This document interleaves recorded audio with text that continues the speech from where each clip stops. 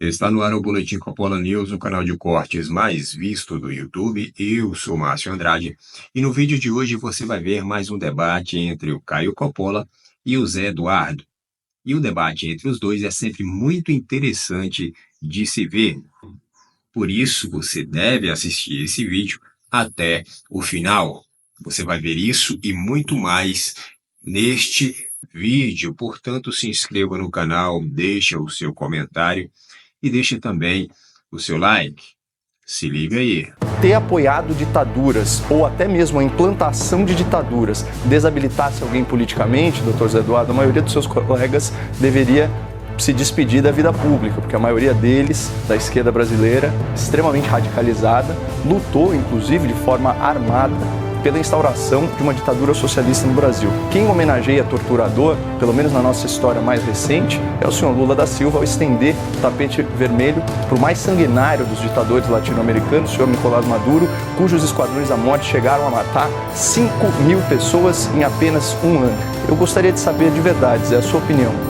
O governador Tarcísio de Freitas, o governador que estava lá no Palanque também, Romeu Zema, e como você citou, o governador Ratinho Júnior, na sua opinião, eles são extremistas? Cardoso, bem-vindo. Queremos te ouvir também. Com essa maioria pretendida aí pelo PL e o ex-presidente, o Congresso pode reabilitar Jair Bolsonaro? Olá, Juliana. Olá, Caio.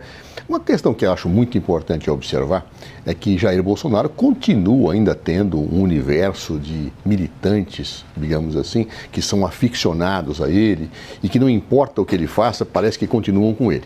E também tem a extrema-direita uma forte presença, muito maior que a esquerda e até os setores democráticos, no mundo da web. No entanto, alguns pontos parecem importantes serem ressaltados. Essa manifestação foi menor, muito menor do que as outras. Eu, dialogando inclusive com algumas pessoas que defendem Jair Bolsonaro, senti muitas delas muito abatidas e decepcionadas. Com o quê? Com o depoimento de Jair Bolsonaro no Supremo Tribunal Federal. Esperavam lá que ele tivesse uma postura altiva, esta que ele tem quando está com o microfone na mão e com o palanque, mas diante de Alexandre de Moraes ele ficou um cordeirinho. Convidou até Alexandre para ser candidato a vice-presidente. Ora, e mais, chamou aqueles que ele chama no comício de patriotas de loucos, que estavam lá no dia 8 de janeiro. Isso trouxe uma profunda decepção para setores da militância bolsonarista. É inegável. E talvez isso tenha sido responsável, ou um dos responsáveis, pelo enfraquecimento da sua manifestação de força, que não se deu da mesma forma com tantos aficionados como existiam nos atos anteriores. Mas vamos analisar a fala de Jair Bolsonaro, que é o tema basicamente que estamos debatendo. Pela primeira vez, vejam, nas entrelinhas ele diz que poderá não ser presidente. Ele chega a dizer, não importa se eu estarei na presidência ou fora dela. Ou seja, ele começa a construir o caminho para pegar o seu espólio e colocar para alguém. Ele sabe que a extrema-direita terá uma disputa muito complicada no seu contexto. Ele sabe que existe como pré-candidato possível Tarcísio, sabe que Ratinho Júnior, lá do Paraná, é candidato, sabe que Goiás, Ronaldo Caiado é candidato e que poderão surgir outros nomes. Ele possivelmente queira ungir alguém do clã Bolsonaro. E para isso ele precisa continuar lutando para ser o grande líder da extrema-direita. Ou seja, ele se coloca como, me deem, ou seja, não deem para mim a corrente ideológica, deem para mim. É como se ele fosse o dono, o líder de um universo em que ele basta estar fora da presidência com 50% da Câmara e 50% do Senado, que ele modificará o Brasil. Pois ele foi presidente da República e tinha maioria na Câmara e no Senado. Uai, o que ele modificou? Absolutamente nada. O que fez, inclusive, foi incentivar e buscar um golpe de Estado para que ele pudesse fechar as estruturas do país. E daí a minha discordância profunda com o Caio. Eu não creio que o Jair Bolsonaro quer harmonizar nada, ele nunca quis. Um homem que sempre defendeu a ditadura, que defendeu a tortura, que homenageou torturadores. Um homem que o tempo inteiro esbravejava contra as instituições quando ia aos palanques e dizia, não cumpro mais ordens do Supremo. Ninguém me faz isso, ninguém faz aquilo. E que depois apareceu, é verdade, como um carneirinho, um dócil carneirinho, no seu depoimento para o Supremo Tribunal Federal. Jair Bolsonaro nunca quis harmonizar nada no Estado de Direito. Ele quer o fim do Estado de Direito. Ele quer um regime autoritário. Como ele não defendeu o golpe de 64? Ou vamos achar que no golpe de 64 havia Estado de Direito? Ele não defendia a ditadura militar, dizendo que aquilo não era uma ditadura? Vamos então ao debate. Caio, queria começar hoje por você. Muito bem-vindo. A pergunta é a seguinte: com essa maioria, o Congresso pode reabilitar Bolsonaro depois das eleições de 2026?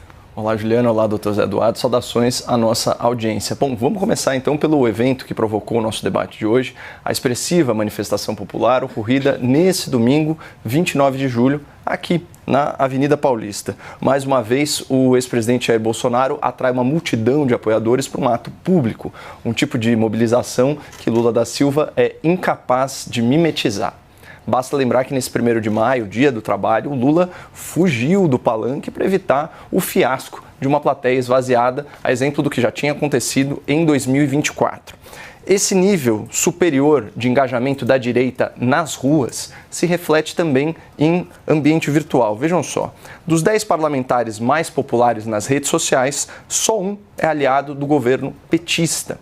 Na verdade, aqui, de janeiro a maio desse ano, o Lula perdeu 1 milhão de seguidores nas suas contas de Instagram e Facebook. E nos meses de abril e maio, a cada 4 menções ao petista, 3 eram negativas, incluindo aqui expressões engraçadas como "cadê a picanha?", em referência àquela promessa não cumprida de Lula em 2022. Bom, com o desgaste do governo da esquerda, envolvido aí em escândalos de corrupção, em aliança com ditaduras, em aumento de impostos e principalmente esbanjamento de dinheiro público, a perspectiva é de uma vitória contundente da direita em 2026. Isso já foi sinalizado em 2024, quando os partidos de direita conquistaram nada menos que 2.673 prefeituras, enquanto partidos da esquerda venceram em apenas 752 municípios. O PSOL, por exemplo, já falei isso aqui uma vez, teve 210 candidatos a prefeito e não conquistou nenhuma prefeitura. Por sua vez aqui, a direita já é hegemônica em mais de 60% das cidades brasileiras, ou seja, nessas câmaras municipais, mais de 80% dos vereadores são filiados a partidos de direita.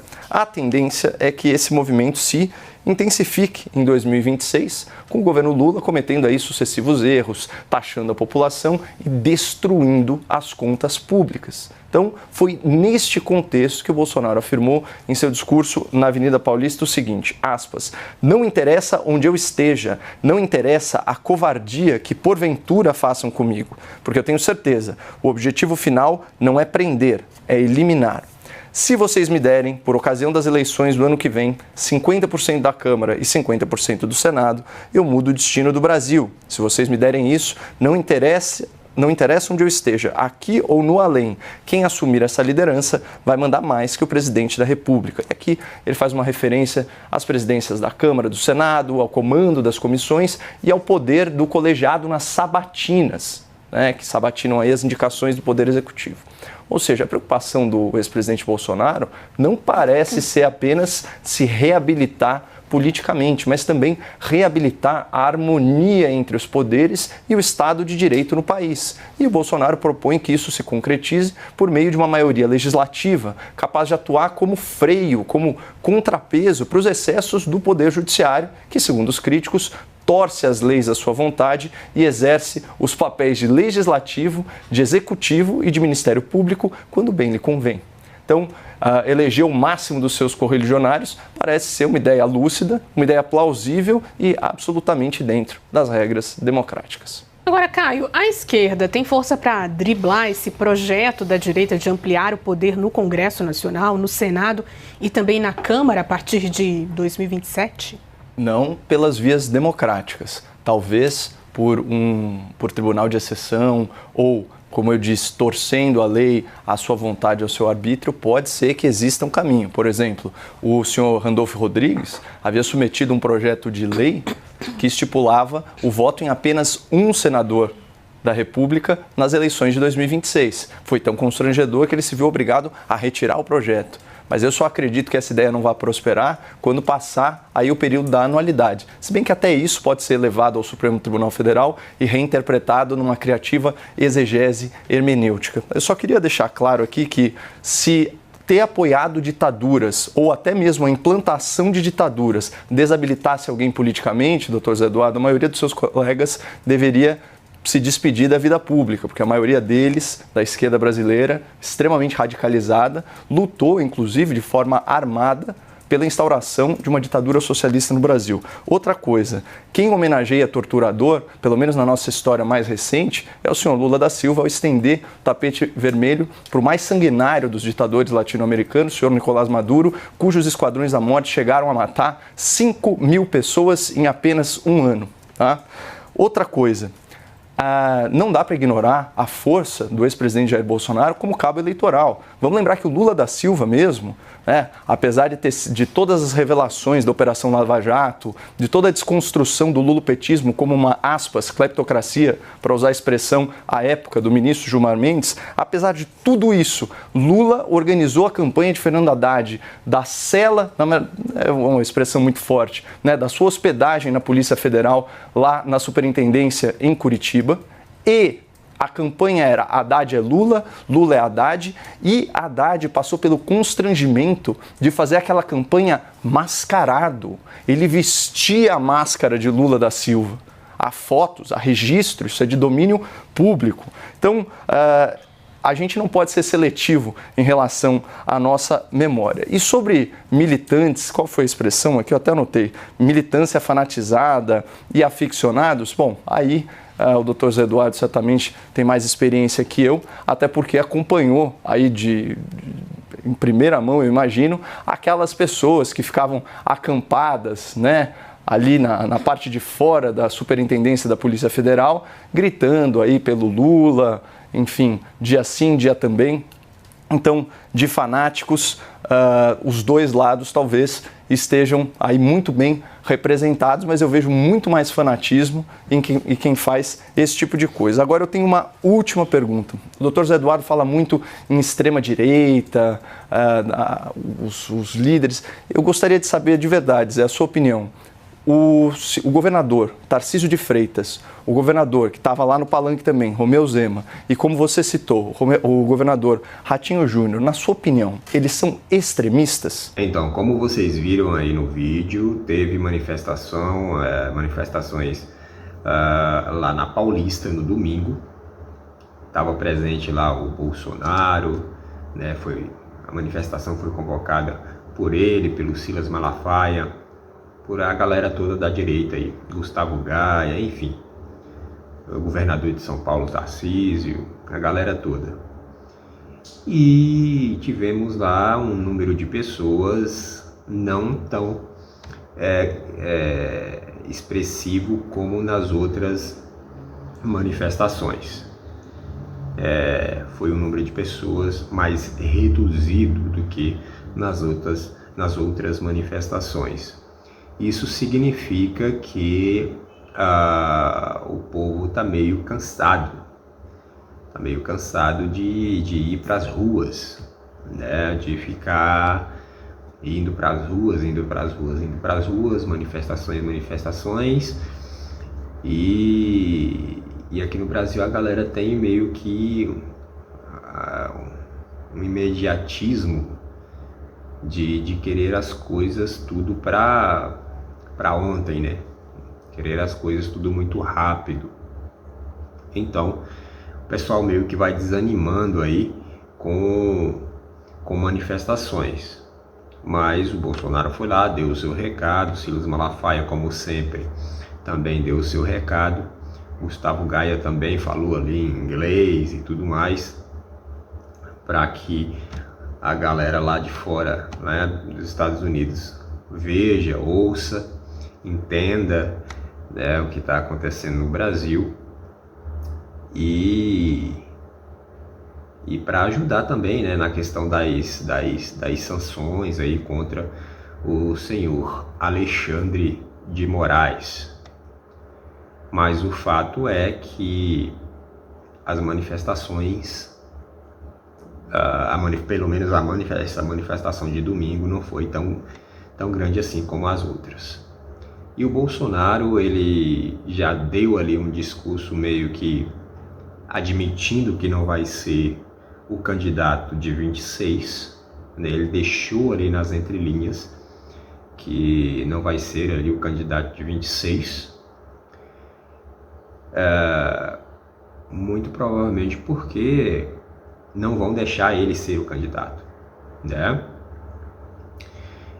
E aí, já meio que numa tônica de conduzir aí as eleições, mas fora da candidatura, né? Vai pegar ali uma pessoa que ele confie, né, para essa transferência de votos. Agora, quem vai ser? O Tarcísio? Vai ser um dos filhos dele? Principalmente o Eduardo Bolsonaro, parece que está mais cotado aí para ser. Vai ser quem? O Ratinho Júnior? Vai ser o Zema? Quem que o Bolsonaro vai escolher para ser aí o nome da direita a ser o candidato à presidência da República em 26? Quem o Bolsonaro escolher vai ser o cara aí, né, a ser destinado aí toda essa massa de voto que ele tem, né? A questão da Michelle Bolsonaro parece que já é meio que carta fora do baralho, parece que ela vai mesmo para o Senado, né? E é até bom que seja assim. Mas o que está indicando e o que essa manifestação deixou claro é que meio que o Bolsonaro já está tirando o pé aí dessa questão de ser candidato em 26 e ficar ali mesmo no bastidor ali fazendo campanha para essa pessoa que ele vai indicar para essa transferência de voto para a direita voltar ao poder em 26. Bom, foi isso que aconteceu. Em resumo, você viu aí que o Caio colocou a posição dele referente a essa manifestação. O Cardoso também colocou, como sempre, né, como bom esquerdista que é, também colocou ali a manifestação dele, o argumento dele, criticando sempre. E foi isso. Então, por esse vídeo é isso. Se inscreva no canal, deixe o seu comentário e deixe também o seu like. E até breve.